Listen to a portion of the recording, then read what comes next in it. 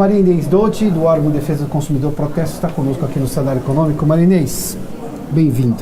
Me conte uma coisa.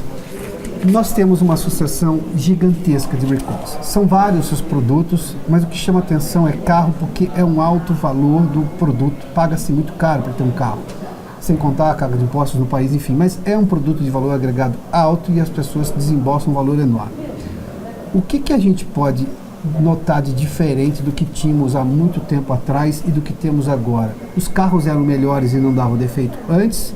Ou os carros hoje têm uma supervisão maior, um controle maior, uma denúncia maior se a empresa não assumir que cometeu um erro, na sua opinião? Bom, primeira coisa, são vários fatores, né, conjugados. Primeiro porque hoje existe aí a questão da qualidade, né, que deixa a desejar, vamos dizer assim. Hoje a produção tem que estar junto com a qualidade, o controle de qualidade. Nós temos muito mais carros saindo de fábrica, muito mais consumidores comprando veículos. Isso também é uma questão que deve ser refletida. Por outro lado, é lógico que as novas tecnologias nem sempre elas estão muito afinadas, né, com a própria produção do veículo, com o próprio controle de qualidade, então acaba tendo recall.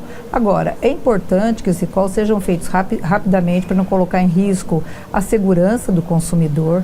Mesmo carro, por exemplo, que já é usado e que venha a ter a convocação de recall, também tem que ser feita a troca da peça defeituosa. Por outro lado, né, nós já conversamos aqui sobre essa situação, não existe no país um cruzamento dos acidentes de veículos com os recalls que são feitos, com os defeitos dos carros. Esse cruzamento ele é necessário até para saber se nós estamos com problemas de vítimas decorrentes do defeito ou por negligência em perícia.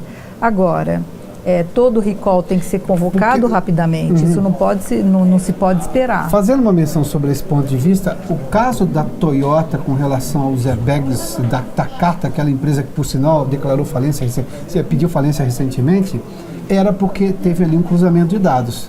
Pessoas se acidentaram, o airbag acho que não fez aquela explosão natural dele, ou seja, ele não abriu no momento que deveria abrir, causou o acidente que as pessoas sofreram com relação a isso. Ou seja, o recall partiu justamente porque houve um cruzamento de dados. Nós não temos isso no Brasil? No Brasil nós não temos esse cruzamento de dados, infelizmente, é necessário, é urgente. Há anos. Mas isso precisa nós de perícia no carro? Isso. Depois que, mas o carro não é apreciado depois que tem um acidente? Olha, ele sim, ele passa por uma perícia, ele é periciado, porém não se constata se houve um defeito ou não, nem sempre a perícia indica que houve o defeito, a falha, né, e portanto fica o questionamento. Será que houve uma negligência, uma imperícia ou houve uma falha? Quando você tem condições de pegar os recalls e juntar com aqueles acidentes de consumo, você pode ter uma previsão de que muitos acidentes ocorrem por falhas, né, nos veículos que precisavam de recall. Mas isso é muito difícil, porque depois não se tem ali um banco de dados. Isso teria que ser feito na hora, né, para que se pudesse ter um banco de dados, armazenadas as informações para os cruzamentos. Maria Inês, vamos dar uma olhadinha na tela. Nós temos alguns números do tanto de recalls que nós temos feito aqui no Brasil. Olha, exatamente desde 2002, desde o 1º de janeiro de 2002 até o dia 10 de julho, portanto está atualizado isso daí. O total de recalls são 141 milhões, quase 142 milhões de recalls. Aqui nós estamos falando de todos os produtos. Só de veículos são 14.176.419 veículos que passaram por algum recall. Foram 929 chamadas ou 929 recalls das montadoras.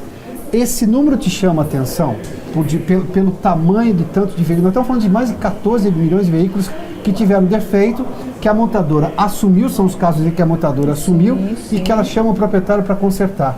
O que é que a gente pode imaginar em relação a isso tudo? Porque o consumidor, nesse caso especificamente, se tem um modelo e sofreu um acidente, ele passa a ter, digamos, a informação de que o produto tinha problema e isso dá um direito maior para ele? Olha, na verdade, tem que ter todas as circunstâncias, né, relatadas, por exemplo, e comprovadas, lógico. Quando você tem um acidente decorrente de uma falha, você tem que comprovar que houve a falha daquele veículo. Quando o veículo é chamado para um recall, você pode até supor que o acidente causado foi em decorrência da falha, né, daquele veículo, mas é mais difícil quando você não tem esse cruzamento na hora. Quando o acidente ocorre, você deixa de ter dados importantes, constatações, comprovação de que houve uma falha e que, por isso, o acidente aconteceu. Eles vão pegar um caso prático. A empresa chama, a montadora chama para um recall. Ela tem um prazo para fazer aquilo. Assim como também o cliente tem um prazo para fazer o agendamento. Até o final daquele prazo, se ocorrer um acidente com aquele carro, com aquele problema específico, o consumidor está coberto? Olha, ele está coberto antes e depois. Mesmo que tenha aí uma convocação, um período em que ele tem que ir para a correção, se o acidente, por exemplo, ocorrer nesse período, ele vai ter a cobertura, a empresa é responsável. Depois, mesmo tendo qualquer tipo de problema decorrente dessa falha, o consumidor ele pode acionar a empresa, o fabricante, né?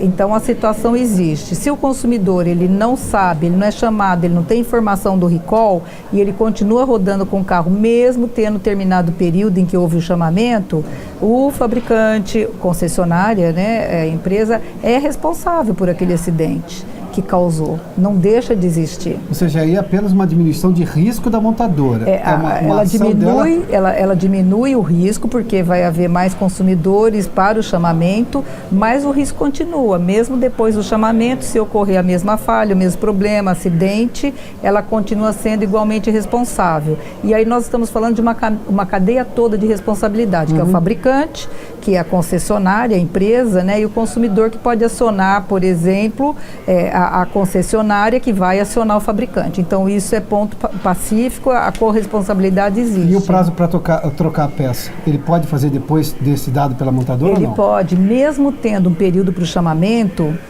para fazer a troca daquele... Sem custo nenhum, mesmo após o chamamento.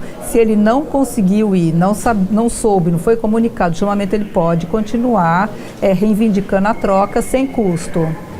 O direito dele persiste. O direito dele persiste e sem custo nenhum, né? Isso é uma obrigação da concessionária ou mesmo do fabricante.